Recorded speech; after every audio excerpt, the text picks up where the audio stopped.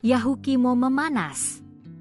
KKB serang sekolah, 1 korban tewas, aparat kepung total. Seorang warga yang bekerja sebagai tukang kayu tewas diserang anggota kelompok kriminal bersenjata, KKB, di Jalan Seradala Kilometer 03, Distrik Dekai, Kabupaten Yahukimo, Papua Pegunungan, Senin, 2 Februari 2026, pagi. Korban yang diketahui bernama Daniel Dati, 41, tewas di dalam ruang guru SMP YPK Yakpesmi Dekai, Kabupaten Yahukimo. Berdasarkan keterangan sejumlah saksi, insiden ini bermula saat 3 orang anggota KKB yang membawa senjata api dan alat tajam mengejar korban dari arah belakang sekolah sambil melepaskan beberapa kali tembakan ke arah korban. Tak hanya menganiaya, para anggota KKB juga melakukan pengancaman terhadap guru dan murid serta merusak sejumlah fasilitas.